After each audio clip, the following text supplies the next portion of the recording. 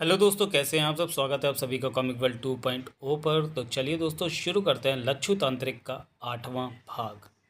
वैसे ये नॉवेल जो है वो मिस्टर राजेश ग्रेवाल पढ़ रहे थे, लेकिन उनके गले में थोड़ी सी प्रॉब्लम आ गई, इस वजह से इस नॉवेल को आगे मैं ही कंटिन्यू करूँगा। तो चलिए दोस्तों, शुरू करते हैं इसका 8वां भाग। जूलिया इस वक्त अपनी कोठी के बेडरूम में बड़ी बेचैनी से टहल रही थी। टहलते टहलते बीच में रुककर वो ड्रेसिंग टेबल पर रखे गिलास से विस्की के एक दो घूंट भी पी लेती थी और फिर दोबारा कालीन को रौंदना शुरू कर देती थी। कभी उसकी आंखों में ऐसी चमक पैदा होती थी जैसे उलझी हुई डोर का कोई सरा उसके हाथ आ गया हो, लेकिन अगले ही पल उसकी खूबसूरत आंखों में उदासी की तलछट तैरने लगती थी। जमानत पर रिहा होने के बाद वो सीधा अपनी कोठी पर ही आई थी। उसके वकील ने उसे खास तौर पर यह हिदायत दी थी कि जब तक जेम्स खुद उससे संपर्क न करे तब तक जूलिया उससे दूरी रहने की कोशिश करे। वकील ने उसकी कोई वजह नहीं बताई थी, लेकिन जूलिया खूब समझ रही थी कि इंस्पेक्टर मनोहर बांगड़ कत्ल केस में सिर्फ जेम्स का बयान ही सबसे अहम है। जेम्स के पिछले बयान की रोशनी में ही पुलिस ने जूलिया पर हाथ डालने की हिम्मत की थी, और अब जेम्स के बयान पर ही जूलिया की ज़िंदगी और मौत निर्भर थी। 1 घंटा पहले जूलिया और उसके वकील के दरमियान लंबी बातचीत फ़ोन पर हुई थी।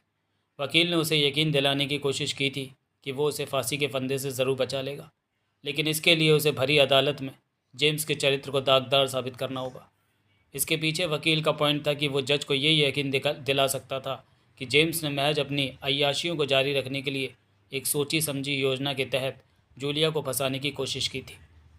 आलाए कत्ल पर जूलिया की उंगलियों के निशानों के बारे में कई कारण प्रस्तुत कर सकता था, लेकिन मूल समस्या यही थी कि वो किसी तरह जेम्स को चरित्रहीन और अय्याश साबित करने में कामयाब हो जाए। जूलिया ने अपने वकील से पूरा सहयोग देने का वायदा कर लिया था, लेकिन फ़ोन पर लंबी बातचीत करने के बाद वो कुछ उलझ गई थी। नाइटी पहनकर वो सोने के इरादे से बिस्तर पर लेटी, लेकिन अचानक उसके जहन में लच्छू का ख्याल सिर उठाने लगा। लच्छू के ख्याल के साथ ही जूलिया को जेल में मेजर सुनील से होने वाली बातचीत का ख्याल भी आया। तो नींद उसकी आंखों से उड़ गई थी और उसने बड़ी बेचैनी से उठकर अपनी जहनी उलझनों को स्कॉच विस्की से सुलझाने की कोशिश की थी, लेकिन उसे मायूसी हुई थी। अब तक वो 3 गिलास गले से नीचे उतार चुकी थी और चौथे से उस जुमले की तपिश को कम करने की कोशिश कर रही थी जो उसके जहन में लगातार गूंज रहा था। मेजर सुनील ने लच्छू की गुप्त काली शक्तियों का जिक्र करते हुए जूलिया को यकीन दिलाने की कोशिश की थी कि हो सकता है जिस वक्त उसने मनोहर बांगड़ को गोली मारकर कत्ल किया था और फिर जेम्स पर कातलाना हमला करके फायर किया था, हो सकता है उस वक्त जूलिया के जहन पर लच्छू ने अपना कब्जा कर रखा हो अपनी गुप्त ताकतों के जरिए। मेजर सुनील का यही ख्याल बार बार जूलिया के जहन में सवाल या निशान बनकर उभर रहा था। उसे शिद्दत से इस बात का एहसास था कि उसकी कैद के दौरान लच्छू ने एक बार भी उसकी सुध लेने की कोशिश नहीं की थी। लच्छू से संबंध बना लेने के बाद ही जूलिया को उसकी काली ताकतों के बारे में पता चला था।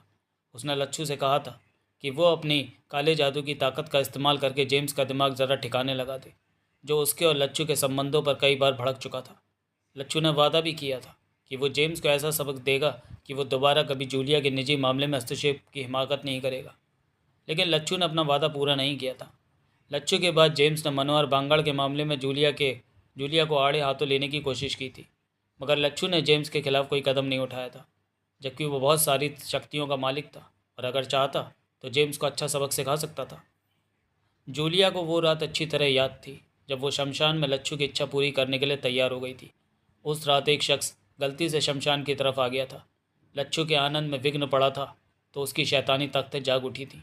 उसने खान नामक उस शख्स के ज़रिए चंदनगढ़ के लोगों तक संदेश भेजा था, और खान से, जो बेचारा अपने मालिक के बेटे की मौत के बारे में बताने गोरकन के पास कब्रिस्तान जा रहा था, उसे यह भी कहा था कि लच्छू का संदेश पहुंचाने के बाद वो कब्रिस्तान जा सकता है।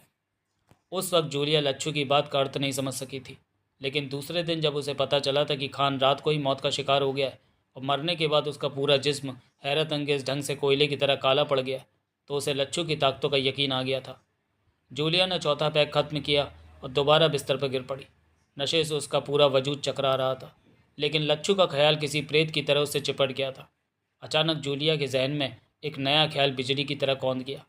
कहीं ऐसा तो नहीं कि लच्छू और जेम्स, जो दोनों ही औरतों के मामले में नदीदे थे, आपस में कोई गठजोड़ कर रखा हो, और जेम्स के कहने पर लच्छू ने ही जूलिया का कांटा बीच में से हटाने के लिए उसके जहन पर कब्जा करके उसे मनोहर बांगड़ के कत्ल पर उकसाया हो। इस ख्याल से जूलिया की नसों में खून की जगह अंगारे भर दिए। वो लड़खड़ाती हुई उठी। वह साइड टेबल के पास जाकर वहाँ रखे फ़ोन पर जल्दी जल्दी किसी के नंबर डायल करने लगी। उसके चेहरे पर पल पल रंग बदल रहे थे। Hello mister Bhairav Singh. दूसरी तरफ फ़ोन रिसीव करने वाले की आवाज़ पहचान कर जूलिया बोली थी। कहीं मैंने आपको डिस्टर्ब तो नहीं किया इस वक्त? बिल्कुल नहीं, एसपी भैरव सिंह ने संजीदगी से कहा। मैं तो खुद जमानत पर रिहा होने पर आपको मुबारकबाद पेश करना चाहता था, लेकिन जेम्स आपकी सोच कर आपकी मुबारकबाद का शुक्रिया। जूलिया ने जेम्स का नाम सुनते ही बुरा सा मुंह बनाकर भैरव सिंह की बात काटते हुए कहा, मैंने इस वक्त आपको एक खास मकसद से फ़ोन किया है। अगर मैं आपकी कोई सेवा कर सकूं तो मुझे खुशी होगी जूलिया जी। भैरव सिंह के लहजे में चापलूसी का पुट शामिल था। मुझे लच्छू का पता चाहिए, जूलिया ने सख्त लहजे में पूछा। इस वक्त वो कहाँ मिल सकता है? ओह, दूसरी तरफ से लच्छू का नाम सुन भैरव सिंह ने हैरत जताई थी। फिर उसने कुछ हिचकिचा कर पूछा, आपको इस वक्त लच्छू से क्या काम पड़ गया? क्या आप काम के बारे में जानकर ही उसका पता बताएंगे मिस्टर भैरव सिंह? जूलिया ने बिगड़े हुए तेवरों और सख्त लहजे के साथ पूछा। आप गलत समझिए, भैरव सिंह ने तुरंत स्पष्टीकरण किया। दरअसल मेजर सुनील को भी उसी की तलाश है, लेकिन ना जाने लच्छू कहाँ गायब हो गया। हमारे जासूस भी लच्छू की तलाश में कोने खुदरे खंगालते फिर रहे हैं। लेकिन जूलिया ने उसका पूरा जवाब सुने बगैर ही रिसीवर क्रेडिल पर रख दिया था। कुछ देर वो उसी जगह बैठी अपना निचला होठ चबाती रही। जूलिया के जहन में तेज़ आंधियाँ चल रही थीं। लच्छू के गायब हो जाने की वजह से उसकी समझ में नहीं आ रही थी। अगर वो शैतानी शक्तियों का मालिक और काले जादू का माहिर था, तो फिर उससे छुपने की क्या ज़रूरत थी? कहीं ऐसा तो नहीं कि जेम्स ने उसे वक्ती तौर पर अंडरग्राउंड हो जाने का मशवरा दिया हो? क्या वो लच्छू और जेम्स की साजिश का शिकार हो जाएगी? जूलिया के चेहरे पर नफरत और हिकारत के भाव फैलकर गहरे होने लगे। उसने किसी जख्मी बिल्ली की तरह झपट कर दोबारा रिसीवर उठाया और जेम्स के नंबर डायल करने लगी। Hello, James on the line. तीसरी घंटी के बाद दूसरी तरफ से उसे जेम्स की आवाज़ सुनाई दी थी। जूलिया बोल रही हूँ। उसने खुद पर काबू पाते हुए सपाट लहजे में कहा, क्या तुम्हें मेरे ज़मानत पर रिहा होने की सूचना नहीं मिली? मैंने तुम्हारे वकील से पूछने की कोशिश की थी, लेकिन वो मुझे टाल गया, जेम्स ने शुष्क लहजे में जवाब दिया था। हो सकता है उसने तुम्हें मेरे बारे में बताना किसी वजह से मुनासिब ना समझा। जूलिया ने भी वैसे ही स्वर में जवाब दिया था। जेम्स ने जूलिया की बात काटते हुए कड़वे लहजे में कहा, मैं उसे एक इडियट के सिवा कुछ नहीं समझता, ना उसे अहमियत देता हूँ। जेम्स का स्वर तेज़ था। चंदनगढ़ की किसी भी अहम खबर की सूचना सबसे पहले मुझे मिलती है। ये बात उस इडियट को भी यकीनन मालूम होगी। क्या तुम मुझसे नाराज़ हो? जूलिया ने बड़े प्यार से पूछा।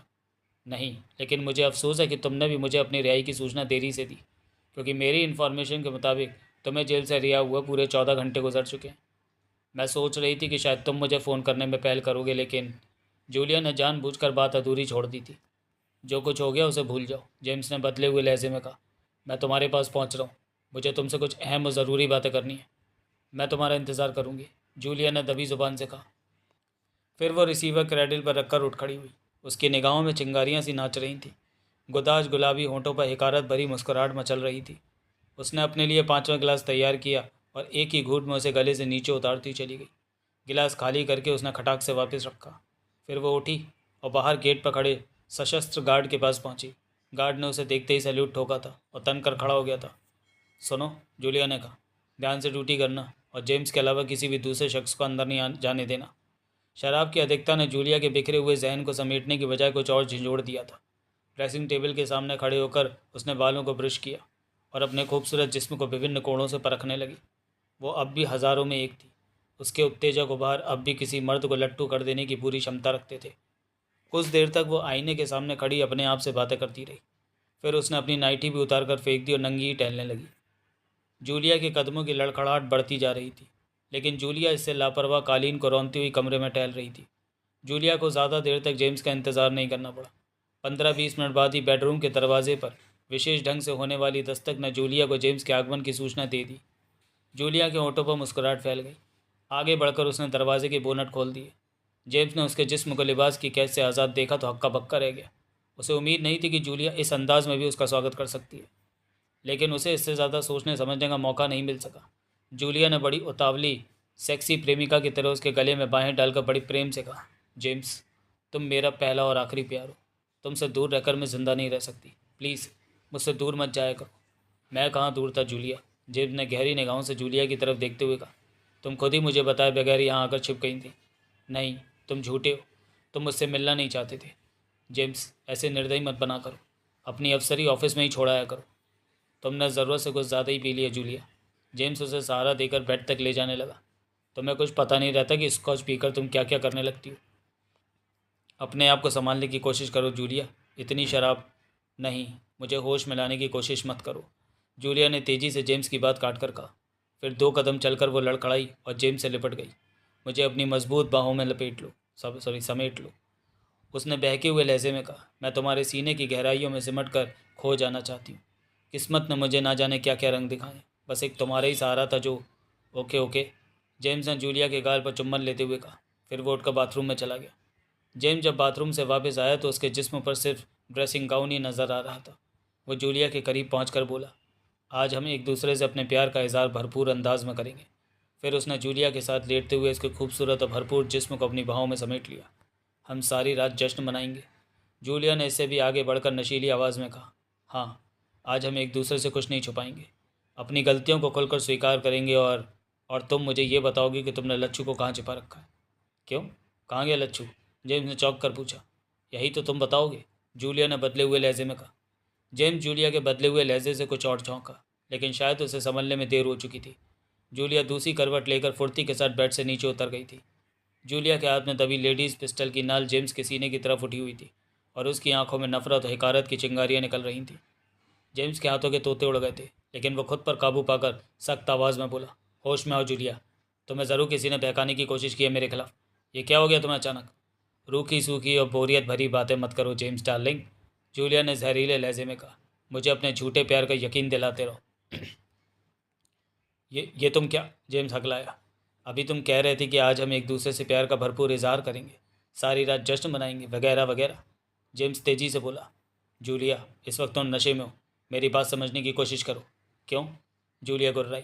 मैं वादा करता हूँ कि कोर्ट में अपने बयान में लचक पैदा करके तुम्हें बचाने की भरपूर कोशिश करूँगा। तुम्हें मेरी ज़रूरत है, मेरा बयान तुम्हें फांसी। ओह, जेम्स अपना जुमला पूरा न कर सका।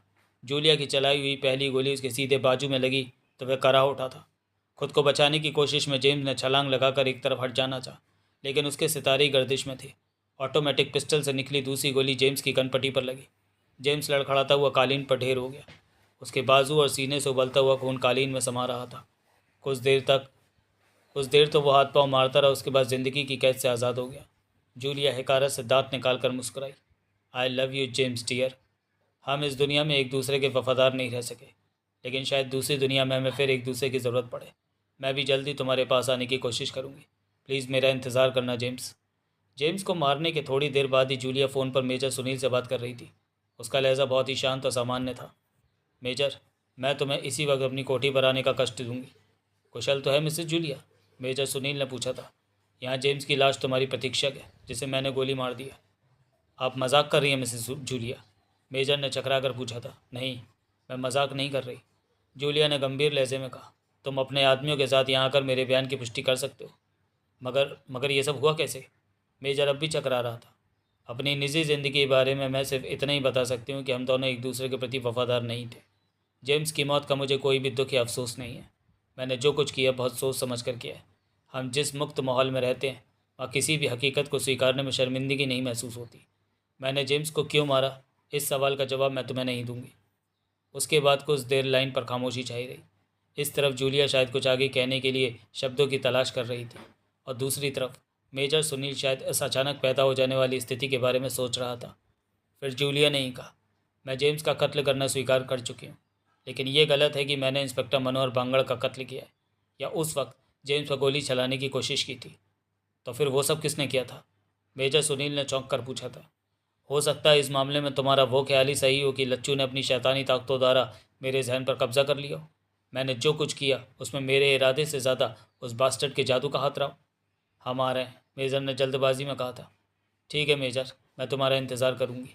जूलिया ने बातचीत खत्म करने के बाद एक बार फिर जेम्स की लाश पर एक नफरत भरी निगाह डाली, फिर उठकर कपड़े पहने और फिर बैठकर मेजर सुनील का इंतज़ार करने लगी। जूलिया के चेहरे पर इस वक्त किसी किस्म की चिंता या परेशानी के भाव नहीं थे। वो पूरी तरह शांत थी और जेम्स को मारकर काफ़ी संतुष्ट नजर आ रही थी। अगला दृश्य, तहखाने का खुला चौकोर रास्ता घुप अंधेरे में डूबा हुआ था। अंदर से सीलन और सड़ांत की गंध आ रही थी। शायद इस गुप्त रास्ते को बरसों बाद खोला गया था। लच्छू ने अपनी टॉर्च निकालकर सीधे हाथ में पकड़ ली थी। चमड़े का बैग वो सावधानी से बाएं कंधे पर लटकाता हुआ अरुण चौधरी से बोला, अब हमें फूक फूक कर कदम उठाना होगा। अरुण चौधरी ने सहमति से सिर हिला दिया तो लच्छू ने कहा, दूसरी खौफनाक ताकतें किसी भी समय हमारा रास्ता रोकने के लिए सामने आ सकती हैं। खतरे की स्थिति में तुम मेरा हाथ थाम लेना।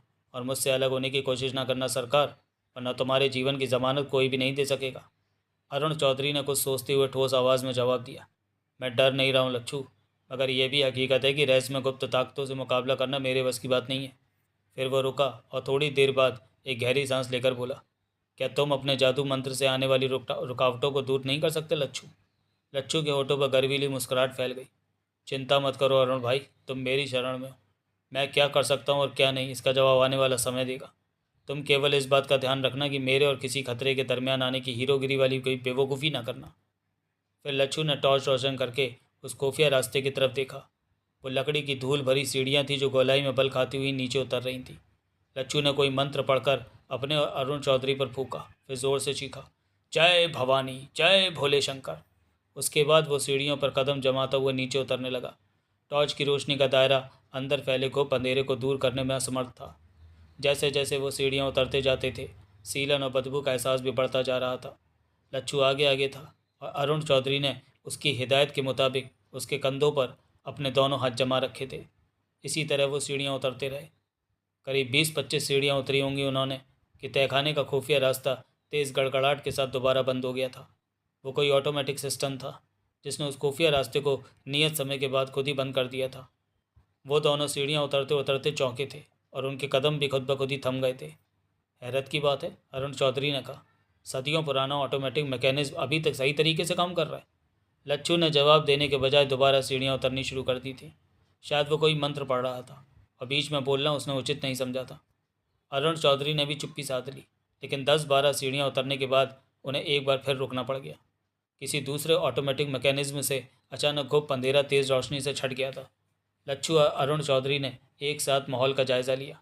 वो अभी तक सीढ़ियों का आधा रास्ता ही तय कर सके थे। सीढ़ियों के अंत पर धूल भरा फर्श था, जहाँ पर बेशुमार खतरनाक अजगर और सांप रेंग रहे थे। रोशनी होते ही वो सभी जीव भी चौकन्ने हो गए थे और उन्होंने फन फैलाकर फुंकारना शुरू कर दिया था। ये एक छोटा सा हॉल था जिसके पूर्वी कोने में गणेश जी की एक मूर्ति फर्श पर लगी हुई थी। ये मूर्ति ज़्यादा बड़ी नहीं थी। लच्छू कभी गणपति महाराज की तरफ और कभी अजगरों और सांपों की तरफ नज़र घुमा घुमा कर देख रहा था। अरुण चौधरी ने सरगोशी करते हुए लच्छू से पूछा, क्या हम इतने सारे अजगरों और सांपों से मुकाबला कर सकेंगे? देखने में तो इनकी तादाद हज़ारों में लग रही है। धीरज रखो सरकार, अभी तो असली खेल शुरू ही हुआ है, लच्छू ने सरगोशी की। फिर वह अचानक तेज़ आवाज़ में बोला, नाग देवता, तेरा ये सेवक तेरी महान शक्ति को प्रणाम करता है। तुझे याद होगा कि यहाँ तक आने से पूर्व मैंने तुम्हारे चरणों में एक सुंदर नारी की भेंट चढ़ाई थी। उसके रक्त से तुम्हें स्नान करवाया था। मुझे विश्वास है तूने मेरी वो भेंट स्वीकार कर ली होगी। अब तेरा ये सेवक विनती करता है कि तेरे जो दास ज़मीन पर अटकेलियाँ कर रहे हैं उन्हें मेरे रास्ते से हटा ले। लच्छू ने अपनी बात खत्म ही की थी कि अचानक एक को छोड़कर बाकी सारे सांप और अजगर नज़रों के सामने से ओझल हो गए। वो 15-16 फुट का एक लंबा अजगर था जो खतरनाक ढंग से अपनी जीभ लपलपा रहा था। वही बाकी रह गया था। अरुण चौधरी हैरत भरी निगाहों से तिलिस्मी दुनिया के वजीब व गरीब चमत्कार देखता रहा। लच्छू ने होठों में कोई मंत्र बुदबुदाते हुए सीढ़ियाँ उतरनी शुरू कर दी थी। उसकी सुर्ख सुर्ख आंखें फर्श पर रेंगने वाले अजगर पर ही जमी हुई थी। आखिरी सीढ़ी पर कदम रखने से पहले ही लच्छू ने अरुण चौधरी को रोकने का इशारा किया। फिर बैग और टॉर्च अरुण चौधरी के हवाले करके सावधानी से फर्श पर चलने लगा। अजगर ने भी अपना रुख लच्छू की तरफ मोड़ लिया था। अचानक लच्छू ने अपने दोनों हाथ हवा में उठाकर झटके तो उसके हाथों से चिंगारियाँ निकलकर अजगर की तरफ लपकने लगीं। मगर इससे पहले कि वो अजगर से टकराती, भरा हुआ एक बादल लच्छू के सामने आ गया और वो चिंगारियाँ बादल से टकराकर गायब हो गईं। लच्छू ने तेज़ी से कलाबाजी खाकर खुद को बचाया। उसने बादल को अपनी तरफ बढ़ते देख लिया था। जवाब में उसने अपना दायां पांव जमीन पर मारा तो बादल गरज कर अचानक गायब हो गया। इसके साथ ही अजगर ने भी बड़े हैरत अंगेज ढंग से सिमट कर भालू से मिलते जुलते उस अजीब व गरीब जानवर के गले से खौफनाक आवाज़ें निकलने लगीं। वो अपने दोनों पिछले पैरों पर खड़ा होकर धीरे धीरे लच्छू की तरफ बढ़ने लगा और जानवर का रूप धारण कर लिया। ठहर दुष्ट, लच्छू ने उसे रौबदार आवाज़ में ललकारा। मैंने तेरी आत्मा को पहचान लिया है। यदि मुक्ति चाहता है तो मेरे रास्ते से हट जा, वरना मैं तुम्हें जलाकर भस्म कर दूंगा। जानवर ने जवाब में छलांग मारी, लेकिन लच्छू ने तेज़ी से खुद को उसके हमले से बचा लिया। लेकिन उसके बाद जो कुछ हुआ उसे देखकर अरुण चौधरी स्तब्ध रह गया। लच्छू ने उस खौफनाक जानवर को झुकाई देकर खुद को बचाया, दोबारा हाथ उठाया और जानवर की तरफ किया तो आग के शोलों ने बिजली की तरह लपक कर उस जानवर को घेर लिया। जानवर के गले से भयानक और दर्दनाक चीखें पड़ने लगीं। वो शैतानी मुसीबत से बचने के लिए उछल कूद कर रहा था, लेकिन भयानक शोलों के घेरे से निकल नहीं पा रहा था। लच्छू हाथ उठाए जानवर को कहर भरी निगाहों से घूर रहा था। जब जानवर भस्म हो गया और उसकी जगह राख का एक ढेरी रह गया तो लच्छू ने ठगे ठगे ढंग से अपने हाथ नीचे कर लिए। उसके हाथ नीचे होते ही राख भी हवा में उड़कर गायब हो गई। ये सब क्या था? अरुण चौधरी ने लच्छू के करीब जाकर पूछा। वो अजगर जंगली जानवर में कैसे तब्दील हो गया लच्छू? ये सब गंदी आत्माओं के खेल हैं, तुम्हारी समझ में नहीं आएंगे, लच्छू ने खुरदरी आवाज़ में कहा। फिर वो गणपति की मूर्ति के सामने जाकर रुक गया। लच्छू ने वहाँ कई बार दंडवत किया, फिर उसके होंठ कोई मंत्र पढ़ने लगे। देर तक लच्छू आंखें मूंदे किसी मंत्र पाठ में व्यस्त रहा। उसके बाद उसने चमड़े के बैग से तेज़ धार वाला चाकू निकालकर अपने बाएं बाजू पर चीरा लगाया और फिर मंत्र पढ़ने लगा। धीरे धीरे उसके होंठों के हिलने की रफ्तार में तेज़ी आने लगी। अरुण चौधरी हैरत में बुत बना खड़ा लच्छू की इन हरकतों को देख रहा था, जिनके बारे में उसने कभी सोचा भी नहीं था। लच्छू ने फिर धरती पर लेटकर थैले से पत्र पुष्प निकाले और उन्हें मंत्र पढ़ते हुए गणेश जी को अर्पित किया। फिर उनके चरणों का चुम्बन लिया, फिर उठकर खुशी से नाचने लगा। मूर्ति के चरणों में फूल गिरने लगे। फिर लच्छू की सुर्ख आंखों में शैतानी ताकतों का नाच शुरू हो गया। कुछ देर तक वो पागलों की तरह उछल कूद में व्यस्त रहा। फिर वह अरुण चौधरी से बोला, बधाई हो सरकार, अब हम करोड़ों अरबों के खजाने से ज़्यादा दूर नहीं हैं। गणेश जी महाराज ने मेरी श्रद्धा और भक्ति से खुश होकर मुझे खजाने तक जाने की अनुमति दे दी है। गणेश जी सर्व विघ्न हरता है, उनका आशीर्वाद हर काम से पहले आवश्यक होता है। क्या अब हमें किसी और तहखाने का रास्ता तलाश करना होगा? अरुण चौधरी ने पूछा।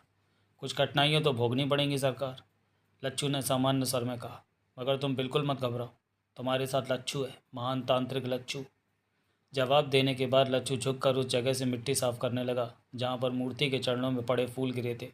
हैरानी की बात थी कि वो फूल मूर्ति के चरणों के पास न गिरकर मूर्ति के चरणों से काफ़ी दूर जा गिरे थे।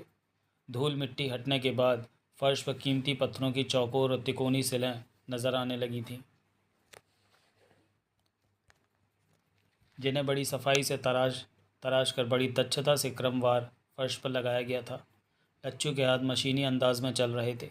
वो धूल मिट्टी में नहाकर थोड़ा और बेबस नजर आने लगा था, लेकिन खजाना पा लेने के एहसास ने उसका हर एहसास मिटा दिया था। 10-12 बड़ी बड़ी सिलें साफ़ करने के बाद वो थोड़ी देर को रुका और साफ़ की गई जगह को बड़ी गौर से देखने लगा। अरुण चौधरी उसकी एक एक हरकत का जायज़ा ले रहा था। फिर किसी ख्याल के आने से उसने फर्श के एक ऐसे टुकड़े की तरफ इशारा किया जो दूसरों से भिन्न था। इस डिज़ाइन को गौर से देखो, उसने लच्छू से कहा। क्या देखूं इसमें? लच्छू भुनभुनाया। देखने में ये दूसरों जैसे ही लगता है, लेकिन इसमें 2 टुकड़ों को गलत ढंग से जोड़ा गया। हो सकता है फर्श बनाने वालों ने गलती से ऐसा कर दिया हो, लेकिन यही वो जगह है जहाँ पर मूर्ति से गिरे फूल पड़े हुए हैं।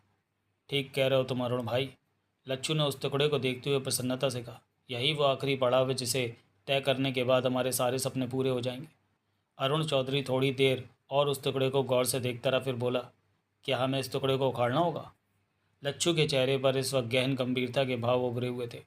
यह भी हो सकता है, उसने संजीदा लहजे में कहा, लेकिन पहले हमें आसपास का जायज़ा लेकर किसी दूसरे तरीके से तलाश करनी होगी। दूसरा तरीका? हाँ सरकार, जिन कारीगरों ने यह सुंदर फर्श तैयार किया होगा वो इतने मूर्ख तो नहीं रहे होंगे कि बार बार फर्श उखाड़ने की बात की तरफ उनका ध्यान ना गया हो। क्या मतलब? अरुण चौधरी की समझ में अब भी कुछ नहीं आया था। मतलब ये सरकार की कोई ना कोई कलपुर्जा यहाँ भी आसपास अवश्य मौजूद होगा, जो फर्श के इस भाग को इधर उधर सरकाता या उठाता होगा। तहखाने का ऊपरी रास्ता भी अपने आप ही नहीं बंद हुआ था, वहाँ भी किसी सीढ़ी पर कोई मशीनी प्रबंध ज़रूर मौजूद था। अब अरुण चौधरी की समझ में स्थिति आ गई थी। वो उत्साह से बोला, तुम्हारा ख्याल बिल्कुल सही है लच्छू, अब हमें चारों तरफ जायज़ा लेकर इस पत्थर को उसकी जगह से हटाने के मैकेनिज्म को तलाश करना चाहिए। लच्छू ने कोई जवाब नहीं दिया। वो टकटकी बांधे पत्थर के उस चौकोर टुकड़े को गौर से देखता रहा और धीरे धीरे से हिलाता रहा। फिर उसने आंखें बंद कर ली और उसके होंठ हिलने लगे। वो फिर कोई मंत्र जाप शुरू कर चुका था।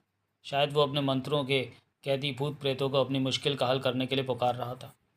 अरुण चौधरी के जहन में खजाने का ख्याल मचल रहा था। उसे यकीन था कि लच्छू की गुप्त काली ताकतें इस पत्थर को भी रास्ते से हटाने में सफल हो जाएंगी, जिसके दूसरी तरफ खजाना दफन था, उनके सपनों का खजाना, जिसके लिए उन दोनों ने घोर पाप किया था। मगर इससे पहले कि पत्थर अपनी जगह से हिलता, लच्छू ने चौंक कर आंखें खोल दी। उसके चेहरे पर गुस्से के भाव उभर कर गहरे होने लगे। ऐसा लगता था जैसे किसी अदृश्य शक्ति ने उसके मंत्र जाप में विघ्न डाल दिया हो।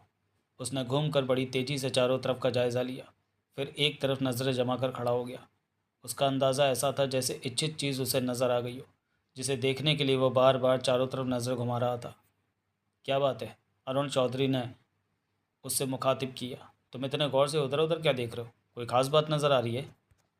लच्छू अरुण चौधरी की आवाज़ सुनकर दोबारा चौंका। उसने सिर्फ एक पल के लिए अरुण चौधरी की तरफ देखा और उसी एक पल में जैसे अरुण चौधरी पर कयामत गुजर गई।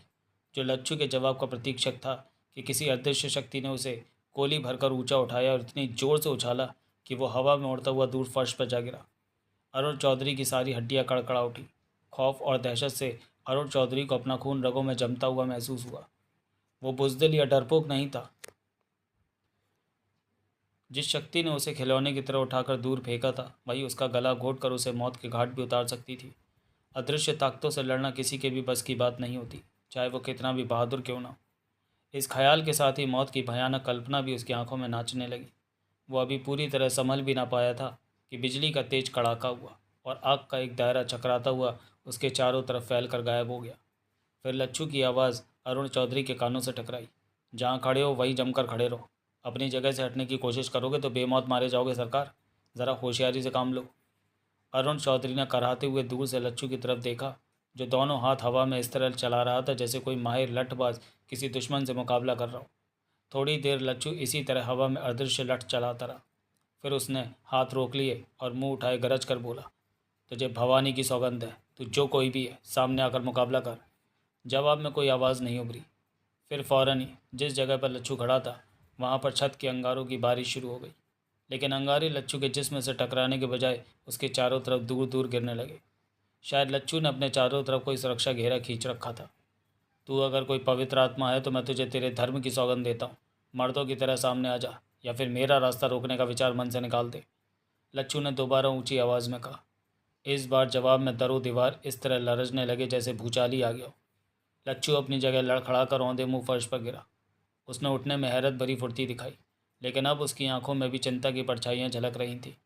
मैं तुझे देख नहीं सकता, लेकिन मैंने तेरा भेद पा लिया है, लच्छू चीख कर बोला। मैं जानता हूँ कि तू भी महान शक्ति वाला है, परंतु जिस कारण तू ये खेल तमाशे कर रहा है उसमें मेरा कोई दोष नहीं है। संसार में भांति भांति के लोग सांस ले रहे हैं, उनकी इच्छाएं भी भांति भांति की हैं। मन की भावनाएं मनुष्य को अंधा कर देती हैं। वह पाप और पुण्य में फ़र्क भूल जाता है, अपना रास्ता खुद बनाने लगता है।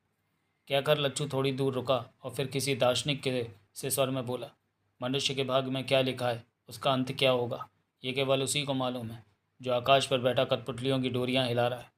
फिर लच्छू मुंह उठाकर गरजा, तू कौन होता है उसके लिखे में रोड़े अटकाने वाला? मैं तुझे फिर तेरे धर्म की सौगंध देता हूँ कि तू सामने आकर पंजा लड़ा ले, नहीं तो चुपचाप भाग जाए यहाँ से। एक बार फिर पूरा माहौल घन गरज की आवाज़ों से दहल गया। फिर गर्म हवा की सरसराती हुई लहर उभरी और चकरा कर दूर होती चली गई। लच्छू कुछ देर अपनी जगह निश्चल खड़ा रहा, फिर इत्मीनान की सांस लेकर अरुण चौधरी से बोला, खतरा टल गया है सरकार, अब चिंता की कोई बात नहीं है। अरुण चौधरी ने अपने जोड़ों व पुट्ठों में होने वाले दर्द को बर्दाश्त करते हुए पूछा, पर अभी तुम किससे बातें कर रहे थे? तुम इन झमेलों को समझने के चक्कर में ना पड़ो अरुण भाई। लच्छू अर्थपूर्ण स्वर में मुस्कुरा कर बोला। फिर कुछ पल की खामोशी के बाद उसने गंभीर लहजे में कहा, तुम किस्मत के धनी हो सरकार, जो मेरे साथ तुम्हारा गठजोड़ हो गया। मैंने तुम्हें जो वचन दिए हैं उससे पीछे नहीं हटूंगा, परंतु एक बात का ध्यान रखना। कौन सी बात का? अरुण चौधरी ने चौंक कर पूछा।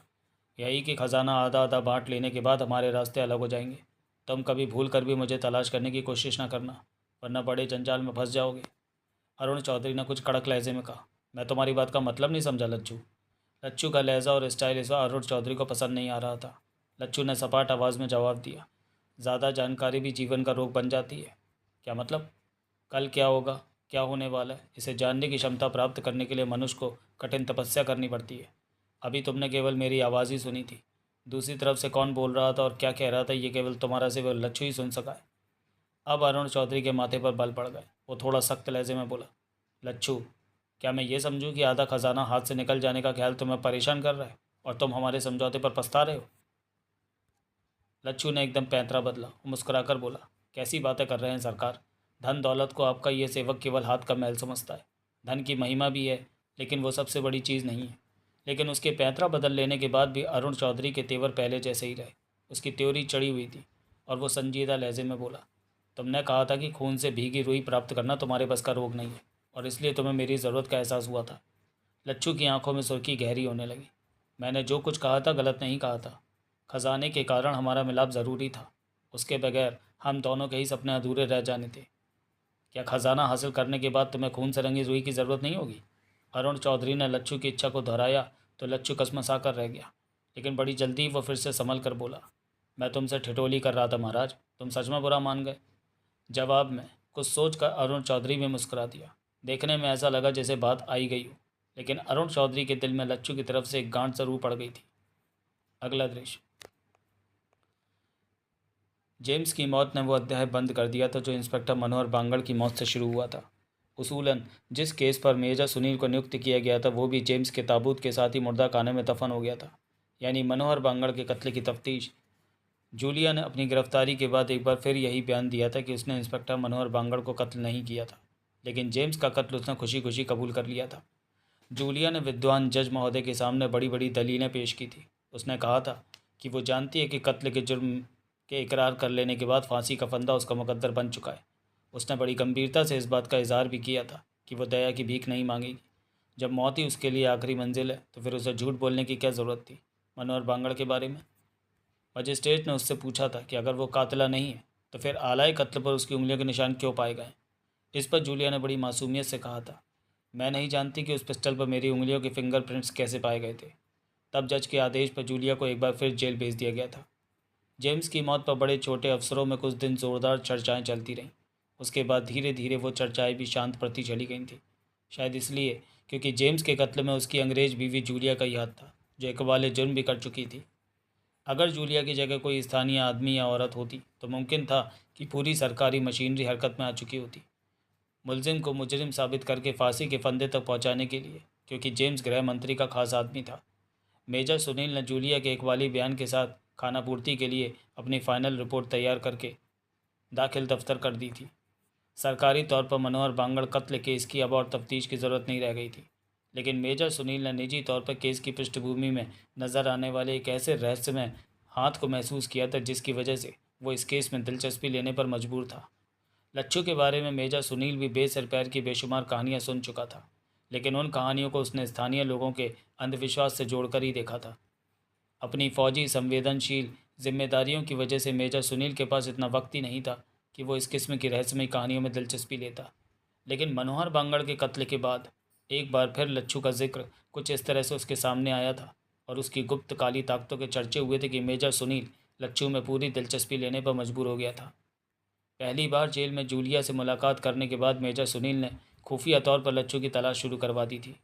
वो लच्छू से आमने सामने की मुलाकात करके अपने संदेहों की पुष्टि करना चाहता था, लेकिन लच्छू की तलाश में मेजर सुनील के बेहतरीन जासूसों के हाथ भी मायूसी के सिवा कुछ नहीं लगा था।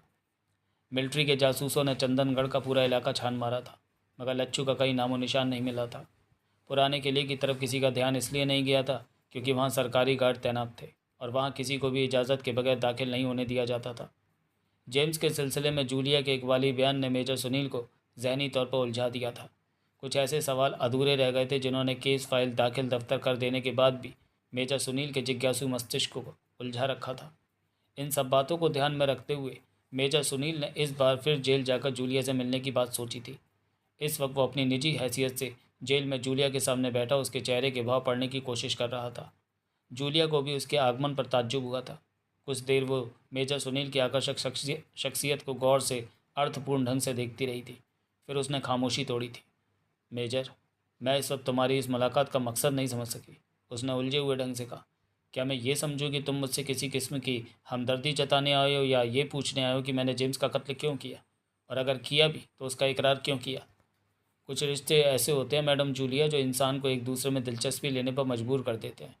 मेजर सुनील ने गहरी सांस लेकर कहा। हमारे दौरान ऐसा कौन सा रिश्ता पैदा हो गया है? जूलिया ने हैरत से मेजर को देखते हुए पूछा। इंसानियत का रिश्ता। मेजर सुनील बड़े मोहक अंदाज में मुस्कुराया। जूलिया ने उसके जज्बे को सराहते हुए कहा, मुझे तुम्हारे मुंह से ये बात सुनकर बहुत खुशी हुई मेजर। अब जबकि मेरी हैसियत एक कातला से ज़्यादा और कुछ नहीं है, तुमने मुझसे मुलाकात करके एक अच्छी मिसाल पेश की है। मैं एक दोस्त की हैसियत से आपसे कुछ ऐसी बातें पूछने आया हूँ जो अभी तक मेरी समझ में नहीं आ सकी। मेरा जहन उनमें उलझा हुआ है। मेजर सुनील ने पहलू बदलकर बड़ी संजीदगी से कहा, अगर आपने मेरे सवालों का जवाब देने से इनकार कर दिया तब भी कोई शिकवा नहीं करूँगा। हाँ, मुझे इस बात का दुख ज़रूर होगा कि आपने मुझे भरोसे के काबिल नहीं समझा। अपनी पर्सनैलिटी की तरह तुम बातें भी बड़ी अच्छी करते हो मेजर। जूलिया के होंठों पर मनमोहक सेक्सी मुस्कुराहट उभरी। उसने मेजर की आंखों में बड़े अपनेपन से झांकते हुए धीरे से कहा, तुम ऐसे पहले शख्स हो जो कत्ल की मुजरिमा होने के बावजूद मुझसे इतने प्रेम से मिले हो, वरना जो लोग पहले मुझसे मिलते थे उनकी बातों में चापलूसी होती थी, उनको मुझसे कोई मतलब कोई गर्ज होती थी। मैं फांसी के तख्ते पर आखिरी सांस तक तुम्हें याद रखूँगी। वो 2 पल को सांस लेने के लिए रुकी, फिर गहरी सांस लेकर बोली, तुम जो चाहो पूछ सकते हो मेजर, मैं तुम्हारे हर सवाल का जवाब दूंगी। आपने मिस्टर जेम्स को कत्ल क्यों किया? मेजर ने दबी जुबान से पहला सवाल किया। दानों में से किसी एक को तो मरना ही था। मैं अगर खामोश रहती तो जेम्स का बयान मेरे सॉरी दोनों में से किसी एक को तो मरना ही था। मैं अगर खामोश रहती तो जेम्स का बयान मेरे खिलाफ इंस्पेक्टर बांगड़ के कत्ल का सबसे बड़ा सबूत होता। जेम्स एक अय्याश आदमी था और उसका दिल वैसे भी मुझसे भर चुका था। क्या? मेजर सुनील चौंका। जेम्स का दिल आपसे भर चुका था? मैं कुछ समझा नहीं। तफसील बताने बैठूंगी तो खामा मेरा और तुम्हारा दोनों का वक्त बर्बाद होगा। जूलिया के लहजे में कड़वाहट घुल गई। वो कड़वाहट से बोली, बस इतना समझ लो कि जेम्स अपने ओहदे का नाजायज़ फ़ायदा उठाकर नित नई लड़कियों और औरतों का शिकार करने का आदी था। उन्हीं औरतों में एक रेखा भी थी, मनोहर बांगड़ की खूबसूरत और जवान बीवी। मुझे जेम्स की ऐसी सारी कमज़ोरियों के बारे में मालूम है जो अगर पब्लिक के सामने आ जाती तो जेम्स के पास खुदकुशी के सिवा कोई दूसरा रास्ता न बचता। मेजर सुनील गंभीरता से बोला, आई सी, फिर तो मिस्टर जेम्स आपको रास्ते से हटाने के बारे में भी ज़रूर सोच रहे होंगे। जूलिया ने मुंह बनाकर हिकारत से कहा, सिर्फ जेम्स नहीं, जो शख्स भी अपनी कमज़ोरियों से वाकिफ़ हो वो बड़ा बुज़दिल हो जाता है। जेम्स भी उन लोगों में से था जो ज़िंदगी भर गुनाहों से बाज नहीं आते और अपनी अय्याशियों पर पर्दा डालने के लिए ऐसी ऐसी साजिशों का जाल बुनते रहते हैं जो दूसरों का ध्यान बटाते रहें। जूलिया ने एक पल रुककर मेजर सुनील की तरफ देखा और बोली, जेम्स अपनी कमज़ोरियों की वजह से मुझे अपने रास्ते की दीवार समझता था, लेकिन वो अकेला मुझे रास्ते से हटाने की हिम्मत नहीं रखता था। मैं आपके कहने का मतलब नहीं समझा मैडम जूलिया। मेजर ने कहा, अकेले से आपका आशय क्या है? क्या उसे साथियों की तलाश थी? हाँ, हाँ मेजर, जूलिया ने जवाब दिया। क्या आप जानते हैं कि उसके वो साथी कौन है? वो सिर्फ एक ही शख्स है, the great bastard of Chandangarh. Julia ने इस बार मुट्ठियाँ भींच कर सख्त नफरत से कहा। वो हराम का पिल्ला एक तरफ मुझे बेवकूफ़ बनाता रहा और दूसरी तरफ जेम्स से दोस्ती निभाता रहा, लेकिन ये बात मेरे जहन में जेम्स की मौत के बाद ही आई। वो अगर चाहता तो मुझे बचा सकता था। उसकी नज़र का एक इशारा जेम्स को जलाकर राख कर सकता था, लेकिन वो कमीना तो जेल में मुझसे मिलने तक नहीं आया। मेरे मुकाबले में जेम्स शायद उस हरामी के लिए ज़्यादा फ़ायदेमंद साबित हो रहा था। आखिर थे तो दोनों वासना के कीड़े ही ना। आपका इशारा शायद लच्छू की तरफ है? मेजर सुनील ने हैरत से पूछा था। हाँ, जूलिया ने होठ काटते हुए बड़ी साफ गोई से स्वीकार किया। अपने और लच्छू के संबंधों का इकरार करते हुए उसे कोई शर्म या झिझक नहीं महसूस हुई थी। फिर जूलिया ने लच्छू की काली ताकतों के सिलसिले में जिक्र करते हुए अपने निजी तजुर्बों और विश्लेषण के बारे में बताते हुए बड़े रूखे स्वर में कहा, वो हरामज़ादा अविश्वसनीय शक्तियों का मालिक है। मैंने भी शायद उस घिनौने इंसान की आंखों के जादू में खोकर अपना जिस्म उसके हवाले कर दिया था। मेजर सुनील, शायद तुम मेरे इस बयान की रोशनी में मेरे बारे में कोई अच्छी राय नहीं कायम कर सको। नहीं नहीं, ऐसी कोई बात। नो मेजर, तुम्हारे पूर्वी समाज में इस तरह की बातों को पाप समझा जाता है, मैं जानती हूँ, लेकिन हम तो आज़ाद कौम के बाशिंदे हैं। हम लोग झूठ बोलने के आदी नहीं होते, इसलिए जुर्म का इकरार भी सच सच ही करते हैं और सच्चाई में किसी किस्म की मिलावट नहीं करते। हम जो कुछ भी करते हैं अपनी मर्ज़ी से, अपनी खुशी से करते हैं। मेजर सुनील खामोशी से जूलिया के अजीबोगरीब तर्क सुन रहा था, लेकिन उसे इन बातों से कोई दिलचस्पी नहीं थी। जूलिया ने अपनी बात पूरी की तो मेजर ने पहलू बदल कर कहा, मैंने पहले भी संदेह व्यक्त किया था कि मनोहर बांगड़ पर गोली चलाते वक्त ज़रूर आपके जहन पर किसी दूसरे का कब्जा होगा, और वो दूसरा लच्छू के अलावा कोई और नहीं होगा। जूलिया ने गुस्से से होंठ काटते हुए कहा, तुम्हारे कहने के बाद ही मुझे उस बास्टर्ड पर शक हुआ था। मेजर सुनील ने बड़ी संजीदगी से दूसरा सवाल किया, रेखा की रहस्यमय मौत के बारे में आपका क्या कहना है?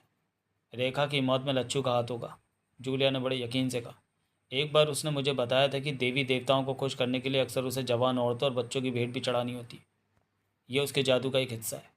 मेजर ने गंभीर लहजे में उसकी आंखों में देखते हुए पूछा, क्या आपको इस बात पर यकीन है? ना सही, लेकिन जो मेरे साथ बीती है, बांगड़ और रेखा की मौत जिन रहस्यमय हालात में हुई है, क्या उन्हें देखते हुए तुम ऐसी बातों से इनकार कर सकते हो? जूलिया के शब्दों में ढकी छिपी चुनौती थी।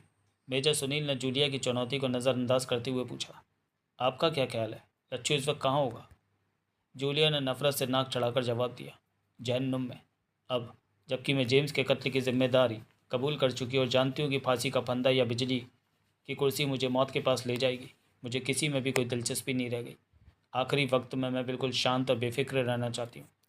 मेजर ने जूलिया में थोड़ा जोश भरने के लिए सोच समझ कर कहा, मुझे भी लच्छू में सिर्फ इसलिए दिलचस्पी है ताकि मैं उसे गिरफ्तार करके उसके अंजाम तक पहुँचा सकूँ। मैंने उसकी तलाश में चंदनगढ़ के पूरे इलाके का कोना कोना छान मारा है, लेकिन वो कमबख्त मेरे हाथ नहीं लगा। इस बार जूलिया बोली तो उसका लहजा साफ और दोस्ताना था। मेरी एक बात मानोगे मेजर? कौन सी बात? उस कमीना का ख्याल छोड़ दो। वो हैरत भरी और अविश्वसनीय ताकतों का मालिक है। हो सकता है टेम्परेरी तौर पर वो कहीं छुप गया हो और तुम्हारी नज़रों से ओझल हो गया हो, लेकिन वो जब भी चाहेगा तुम्हें नुकसान पहुंचा देगा। अगर ऐसा हो गया तो मुझे बहुत दुख होगा। आपको दुख क्यों होगा जूलिया मैडम? मेजर ने मुस्कुराकर पूछा। क्या मैं तुम्हें अपना दोस्त समझने लगी हूँ? जूलिया ने संजीदा लहजे में मगर नर्म स्वर में कहा। मैं आपका शुक्रिया अदा करता हूँ मैडम जूलिया कि आप जैसी बुद्धिमती सुंदरी ने मुझे अपनी दोस्ती के काबिल समझा, लेकिन मैं लच्छू की शैतानी ताकतों से ज़्यादा उस दैवीय शक्ति का भक्त हूँ जिसके सामने सारी दूसरी ताकतें तुच्छ होकर रह जाती हैं, जैसे किसी अजगर के सामने कीड़े मकोड़े। मेजर सुनील ने बड़ी श्रद्धा और विश्वास से जवाब दिया, फिर गंभीर लहजे में बोला, लच्छू की रचना में भी उस सुपर पावर की कुदरत शामिल है। वो जब चाहेगी लच्छू को किसी मच्छर की तरह मसल कर फेंक देगी। मेजर के चुप होते ही जूलिया बोल उठी, मैंने तुम्हारे गॉड के बारे में बहुत कुछ सुना और पढ़ा है मेजर, लेकिन मेजर सुनील ने हाथ उठाकर जूलिया को आगे बोलने से रोका और संजीदा लहजे में बोला, प्लीज़ जूलिया मैडम, बेहतर होगा कि हम इस बहस में ना पड़ें। जो कुछ धार्मिक किताबों में उपदेश और निर्देश लिखे गए, जब हम सच्चे दिल से उन पर अमल ही नहीं कर सकते तो फिर हमें उन पर बहस भी नहीं करनी चाहिए। जूलिया बोली तो उसका लहजा जज्बाती हो रहा था। अगर तुम्हें मेरी कोई बात बुरी लगी हो तो मैं माफ़ी चाहती हूँ। मेजर सुनील के होठों पर मुस्कुराहट फैल गई। फिर वो गंभीरता से बोला, ऐसी कोई बात नहीं है मैडम, क्या मैं आपके किसी काम आ सकता हूँ? मेरी एक आखिरी इच्छा पूरी कर सकोगे मेजर सुनील? जूलिया ने रूंधी हुई आवाज़ में कहा।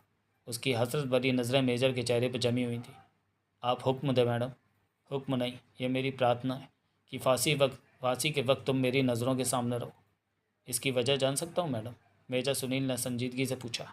शायद इसलिए क्योंकि तुम वो इकलौते शख्स हो जिसे मैंने अपना दोस्त समझा है और जिसे चंदनगढ़ में अपना दोस्त कह सकती हूँ। मेजर ने उसे समझाने की कोशिश की। ज़िंदगी में इतनी जल्दी मायूस नहीं होना चाहिए। अभी तो अदालत में बाकायदा केस चलेगा, पेशी आऊँगी, उसके बाद। जूलिया तेज़ी से उठी और तड़प कर सर्द लहजे में बोली, तुम किसी भी मौके पर मुझे बचाने की कोशिश नहीं करोगे। ये मेरी प्रार्थना नहीं, मेरा हुक्म है। फिर जूलिया मुंह फेर कर खड़ी हो गई। मेजर सुनील ने वहाँ रुकना मुनासिब नहीं समझा। वो जूलिया की इस वक्त की जहनी हालत को समझ रहा था। अगला दृश्य। लच्छू की निगाहें उस चौकोर पत्थर पर जमी हुई थी जिसके दूसरी तरफ उसके ख्याल में शाही खजाना मौजूद था, लेकिन उसका जहन निरंतर उसी रहस्यमय ताकत के बारे में सोच रहा था जिसके बारे में राधा ने उसे बताया था। उस गुप्त ताकत को बेनकाब करने के लिए उसने बतेरे जतन किए थे, सारे जंतर मंतर आजमा लिए थे, मगर वो कामयाब नहीं हुआ था। लच्छू को रह रहकर वह ये ख्याल भी आ रहा था कि अगर उसने समय पर खुद को सुरक्षा कवच में न बांध लिया होता तो दहकते अंगारों की वर्षा यकीनन उसे जलाकर राख कर देती। जिस अदृश्य शक्ति ने उसका रास्ता रोकने की कोशिश की थी, उसी ने अरुण चौधरी को भी उठाकर हवा में उछाल दिया था। अरुण चौधरी को अंदरूनी चोटें आई थी। अगर वो शक्ति ऐसा ना करती तो शायद लच्छू उसकी मौजूदगी से भी बेखबर रहता। अरुण चौधरी के बजाय अगर उसने अपना पहला निशाना लच्छू को बनाया होता तो लच्छू को अपने गिर्द सुरक्षा कवच खींचने का मौका भी न मिल पाता। यही ख्याल लच्छू के जहन में अटक कर उसे उलझा रहा था। अब उसे यकीन हो चुका था कि अदृश्य शक्ति की हमदर्दी अरुण चौधरी के साथ थी। आखिर क्यों? उस शक्ति ने अरुण चौधरी को हवा में उछालकर लच्छू को अपनी मौजूदगी का एहसास दिलाया था। अंधेरे में रखकर जान से मारने की कोशिश नहीं की थी। इसका मकसद क्या था? क्या वो शक्ति लच्छू को अपनी बढ़तरी का एहसास दिलाना चाहती थी, या उसे खजाने तक पहुंचने से रोकने के लिए उसने अपनी शक्ति का प्रदर्शन करके ये जताने की कोशिश की थी कि वो जब चाहेगा लच्छू के रास्ते की दीवार बन जाएगा? लच्छू का शैतानी दिमाग कभी सभी संभावित पहलुओं के गिर्द चकरा रहा था। उसने अरुण चौधरी से गठबंधन करते वक्त लंबी चौड़ी कस्में खाकर अपनी वफादारी का यकीन दिलाया था, लेकिन अब उसे यह ख्याल उसके दिल में चुभ रहा था कि गुप्त ताकत की हमदर्दी अरुण चौधरी के साथ थी, और अगर ऐसा था तो फिर अरुण चौधरी को भी इस बारे में किसी न किसी पहलू से ज़रूर मालूम होना चाहिए था। लच्छू की आंखों में उभरने वाली लाली शोलों का रूप धरती जा रही थी। शैतानी ताकतें उसकी खोपड़ी में हलचल मचा रही थी। अरुण चौधरी इस वक्त लच्छू से थोड़े ही फासले पर था। लच्छू अगर चाहता तो अपने काले जादू से उसे पल भर में मार सकता था, लेकिन इसमें पेंच ये था कि भवानी की सौगंध तोड़ने से पहले लच्छू अपने संदेहों की पुष्टि कर लेना चाहता था। उसने आंखें मूंद कर एक मंत्र पढ़ना शुरू कर दिया। अरुण चौधरी खामोश खड़ा लच्छू की एक एक हरकत का जायजा ले रहा था। लच्छू ने खजाने की आखिरी मंजिल पर पहुंचकर जिस तरह कैंचली बदली थी, वो उस पर बड़ी गंभीरता से गौर कर रहा था। हवा में कलाबाजियां खाकर पक्के फर्श पर गिरने से उसका जोड़ जोड़ दर्द कर रहा था। लच्छू ने किसी ताकत से टकराने के बाद जिस लहजे और तेवर से अरुण चौधरी से बात की थी, वो भी अरुण चौधरी को पसंद नहीं आए थे। अरुण चौधरी के जहन में ये संदेह भी कुलबुला रहा था कि जिस ताकत ने उसे दबोच कर हवा में फेंका था, वो भी लच्छू के ही किसी भूत प्रेत की शरारत रही होगी। शायद खजाने के करीब पहुंचकर लच्छू की नीयत में खोट आ गया था और उसके इरादे बदल गए थे। वो अपनी सारी कस्में तोड़कर अकेले ही खजाना हड़प जाने के बारे में सोचने लगा था। अरुण चौधरी को अपनी मासूमियत का यकीन दिलाने के लिए उसने महज हवा में उछल कूद मचाकर एक नाटक पेश करने की वो कोशिश की थी। यही सब सोच सोचकर अरुण चौधरी अंदर ही अंदर पेंचो ताव खा रहा था। वो किले के तहखाने में लच्छू के साथ अकेला ही मौजूद था, जहाँ हर तरफ दहला देने वाली वीरानी और अदृश्य ताकतें मौजूद थीं, जो सुनी सुनाई कथाओं के अनुसार सदियों से इस पुराने खजाने पर कब्जा जमाए बैठी थी। वो किसी को भी वहाँ नहीं पहुँचने देना चाहती थी। ऐसी परिस्थितियों में घिरे होने की वजह से अरुण चौधरी लच्छू के खिलाफ कोई आक्रामक कदम भी नहीं उठा सकता था। वो लच्छू की काली ताकतों के कारनामे अपनी आंखों से देख चुका था, इसलिए उसे नीचा दिखाने के लिए ललकारने की गलती नहीं करना चाहता था। लेकिन एक बात अरुण चौधरी ने बहरहाल दिल में ठान ली थी कि अगर खजाना मिल जाने के बाद लच्छू ने बंटवारे में कोई गड़बड़ करने की कोशिश की तो वह अपनी जान की परवाह किए बगैर उसे टकरा कर अपना हक छीन लेगा, चाहे उसका अंजाम कुछ भी हो। लच्छू आंखें मूंदे निरंतर मंत्र जाप में मगन था। वो अपनी कल्पना में राधा को उजागर करने की कोशिश में व्यस्त था। राधा ने ही पहली बार उसे किसी दूसरी ताकत के बारे में आगाह किया था, अन्यथा लच्छू तो अपने रास्ते साफ ही समझे बैठा था। करीब 15 मिनट तक लच्छू बार बार अपना मंत्र दोहराता रहा। उसकी बंद आंखों के सामने बिजलियां तड़प तड़प कर गायब हो रही थीं, लेकिन लच्छू अपनी जगह डटा रहा। लच्छू समझ रहा था कि राधा उसके सामने आने से कतरा रही है। उसे नाग देवता की हिमायत हासिल थी, वो नाग देवता की दासी थी। लेकिन लच्छू ने भी नाग देवता को रेखा के गाढ़े गाढ़े खून से स्नान कराया था, इसलिए वो भी मजबूती से डटा रहा। थोड़ी देर यह कश्मकश जारी रही, फिर जीत लच्छू की हुई थी। उसकी कल्पना में तड़पती बिजलियों ने आखिरकार एक खूबसूरत जहरीली नागिन का रूप धारण करना शुरू कर दिया था। लच्छू ने उसे तेज़ नसों से घूरते हुए ठोस आवाज़ में कहा, मैं तुझे राधा के खूबसूरत रूप में देखना चाहता हूँ, मेरे सपनों की रानी। जल्दी से मेरी आज्ञा का पालन करके राधा रूप धारण करो। नागिन खूंखार ढंग से फन फैलाकर झूमने लगी। फिर उसने फुंकारते हुए स्वर में ही लच्छू की आज्ञा का जवाब देते हुए कहा, नहीं, मैं नाग देवता की दासी हूँ और उनकी आज्ञा का पालन करती हूँ। तुम मुझे इस समय युवती के रूप में आने पर मजबूर नहीं कर सकते। लच्छू का लहजा और भी सर्द हो गया। उसकी सुर्ख सुर्ख आंखों में शैतानी साए लहराने लगे। वो भी मजबूत आवाज़ में बोला, राधा, क्या तुम भूल गई हो कि इस समय तुम किससे संबोधित हो? भूल गई कि मैं अगर वक्त पर तुम्हारे प्राण न बचाता तो? राधा ने तेजी से लच्छू की बात काटी और उकताए हुए लहजे में बोली, उस कथा के गीत गाने अब बंद कर दो। क्यों बंद कर दूँ गीत गाना? मैंने तुम्हारे प्राण बचाए थे, मेरे मन मंदिर की रानी, और तुमने उस वक्त मुझे बड़े विश्वास से वचन दिया था। राधा के तेवर अचानक कुछ और बिगड़ गए। वो लगभग चिल्ला उठी, मैंने तुम्हारी 4 इच्छाएं पूरी करने का वचन दिया था लच्छू। उनमें से मैं तुम्हारी 3 इच्छाएं पूरी कर चुकी हूँ, बस एक इच्छा बाकी है। उसके बाद ऊंचे स्वरों में बढ़ चढ़कर मत बोल मूर्ख। लच्छू का चेहरा गुस्से से और भी बेबस होने लगा।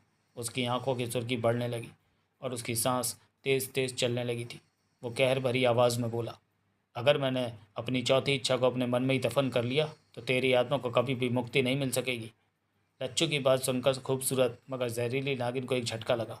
वो बेचैनी से बल खाने लगी और उसकी आंखों से मायूसी टपकने लगी। तभी लच्छू कड़कती आवाज़ में बोल उठा, मेरी आज्ञा का पालन कर, मैं तुझे नाग देवता की सौगंध देता हूँ। मेरी आज्ञा को ठुकराओगी तो नाग देवता तुझे जलाकर भस्म कर देंगे। नागिन कुछ सेकंड बल खाती रही, फिर उसने बेबसी से इस तरह लच्छू की तरफ देखा जैसे वो अब भी इस आज्ञा के पालन से बचने का कोई रास्ता सोच रही हो। फिर उसने मायूसी से फन लहराया और फर्श पर 2 लोट लगाकर वो राधा के खूबसूरत और उत्तेजक रूप में प्रकट हो गई। देवदासियों के सुंदर रूप में वो इस वक्त इंद्र सभा की कोई अप्सरा ही नजर आ रही थी। उसके जिस्म के उत्तेजक उभार कयामत ढा रहे थे। उसके अंग अंग में मस्तियों के सागर लहरा रहे थे। वो सिर से पांव तक एक ऐसा तेज नशा थी जो किसी भी होश वाले को पल भर में बेसुध कर सकता था। आंखों में बला की वासना अंगड़ाइयाँ ले रही थी। लेकिन लच्छू ने इस वक्त बहकने की मूर्खता नहीं की। शायद उसने राधा के दिल में छुपी शदीद नफरत को भांप लिया था। लच्छू खुद भी इस मैदान का खिलाड़ी था, जिसमें जीवन के 100 साल पूरे होने पर एक नागिन ने इच्छाधारी होने का गौरव प्राप्त कर लिया था। लच्छू ने वर्षों बर्फीले पहाड़ों और जंगलों में कठिन तपस्याएं करके ढेरों सिद्धियां प्राप्त की थी, जिनसे उसे बहुत सी शक्तियां मिली थी। उसने काले जादू और अघोरपंथी की विद्याओं में दक्षता हासिल की थी। उसने सारी सारी रात कब्रिस्तानों में टूटी हुई कब्रों में खड़ा रहकर सिफली इल्म सीखा था और रातों के वक्त डरावने शमशानों में बैठ के जमा जमा कर आत्माओं से बातें करने और उन्हें भस्म करने के मंत्र सिद्ध किए थे। राधा उसे अपने मुकाबले में महज एक जर्रा लग रही थी। वो समझता था कि पलक झपकने से पहले ही वो उसका किस्सा खत्म कर सकता है। राधा ने सरसराती हुई आवाज़ में कहा, तुमने इस समय मुझे क्यों बुलाया है? मैंने पहले ही तुमसे कहा था कि मैं नाग देवता की मूर्ति के आगे से तुम्हारे साथ नहीं जा सकती। तुम अपने स्वार्थ में अंधे हो रहे हो लच्छू, और तांत्रिकों की मूल शर्तों को भूल रहे हो। कौन सी मूल शर्तें? लच्छू ने त्योरी चढ़ाकर पूछा। तांत्रिक सिर्फ देवी देवताओं और महान शक्तियों को प्रसन्न करके अपने काम निकाल सकते हैं। वो कभी भी स्वयं देवता नहीं बन सकते, ना ही देवताओं जैसे शक्तिशाली हो सकते हैं, चाहे वो कितनी बड़ी सिद्धियां भी क्यों ना प्राप्त कर लें। लच्छू का जोश अचानक कुछ ठंडा पड़ता महसूस हुआ। वो 2 पल खामोश खड़ा रहा। फिर जब बोला तो उसकी आवाज़ में पहले जैसी उमंग नहीं थी। तभी राधा गायब हो गई। इसी कारण मैंने तुझे अपनी कल्पना में पुकारा है राधा रानी, ताकि तुम्हें सशरीर नाग देवता के सामने न जाना पड़े। अब तो तुझे कोई ऐतराज़ नहीं है ना? अब तुम्हें मेरी क्या ज़रूरत पड़ गई? राधा ने उकता हुए लहजे में पूछा। तूने कहा था कि एक शक्ति मेरा रास्ता रोकती रहेगी। वो कब से कब तक और क्यों मेरा रास्ता रोकेगी, मैं ये जानना चाहता हूँ। मैं ये सब नहीं बता सकती, ये मेरे बस में नहीं है। मैंने पहले भी तुमसे ये सब कुछ कहा था। लच्छू, कोई और बात करनी है तो कर। क्या अभी तक वो शक्ति मेरे आड़े नहीं आई? लच्छू ने एक एक शब्द पर जोर देते हुए पूछा था। उसकी खून भरी सुर्ख सुर्ख आंखें राधा के काल्पनिक वजूद का एक्सरे कर रही थीं। राधा जवाब में खामोश रही। वो अब बराबर लच्छू की कल्पना में अपने पूरे दमखम के साथ खड़ी थी, मगर बिल्कुल खामोश। लच्छू की आंखें चमकने लगी। वो बोला, इसका मतलब कि तू उसे देख चुकी है? उसने ठोस आवाज़ में पूछा था। क्या वो है जो अभी कुछ देर पहले मेरे रास्ते में दीवार बनने आया था? क्या मैं गलत कह रहा हूँ? नहीं, राधा ने लच्छू की कल्पना से बल खाकर कहा। आज मैंने उसे पहली बार देखा है। पहली बार वो मेरे सामने आया था। कौन है वो? लच्छू ने बेचैनी से पूछा। बार बार एक ही किस्म के सवाल ना करो लच्छू, मैं तुम्हें उसके बारे में नहीं बता सकती। राधा ने गंभीर लहजे में कहा। मैंने तुझसे पहले भी ये बात कई बार कही है कि देवताओं ने मेरी ज़ुबान पर ताले डाल रखे हैं। तुम्हें मेरी बात पर विश्वास नहीं आता तो अपने मंत्रों द्वारा जान लो। लच्छू ने उसे दूसरे कोण से घेरने की कोशिश की। क्या उसी ने अरुण चौधरी पर हमला किया था? क्या वो? राधा ने तेजी से उसकी बात काटते हुए सख्त लहजे में कहा। बात को घुमा फिराकर मुझे विवश मत कर मत लच्छू। मेरी ज़ुबान कोई मानव नहीं खुलवा सकता। यदि मैंने ऐसा किया तो देवताओं का कोप हम दोनों को भोगना होगा। लच्छू ने फौरन पैतरा बदल कर पूछा। क्या मेरा यह मित्र शक्ति के बारे में जानता है? जवाब में राधा फिर खामोश खड़ी रही, गर्दन नीचे किए होंठ चबाती रही। लच्छू घूम कर अब दूसरी तरफ से मतलब की बात पर आया।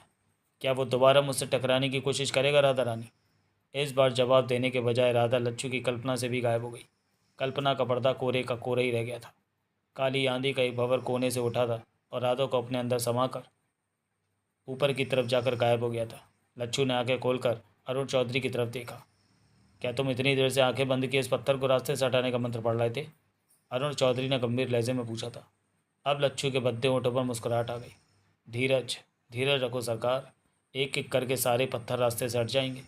हमारे सपने अवश्य पूरे होंगे। मैंने जीवन में कोई काम अधूरा नहीं छोड़ा। लच्छू के लहजे में आत्मविश्वास और गर्व के भाव स्पष्ट झलक रहे थे। अरुण चौधरी खुशी से बोला, अगर हम कामयाब हो गए तो मैं तुम्हें एक इनाम दूंगा लच्छू, क्योंकि तुमने इस काम में बहुत मेहनत और वक्त लगाया। तुम और लच्छू को इनाम दोगे? लच्छू ने मजाक उड़ाते हुए कहा। सरकार, तुम्हारे पास इनाम देने के लिए रखा ही क्या है? लच्छू के लिए दुनिया की हर चीज़ तुच्छ है। हर वस्तु लच्छू के एक इशारे पर स्वयं ही खिंची चली आती है। अरुण चौधरी में मजाक उड़ाने वाले अंदाज में हंसा।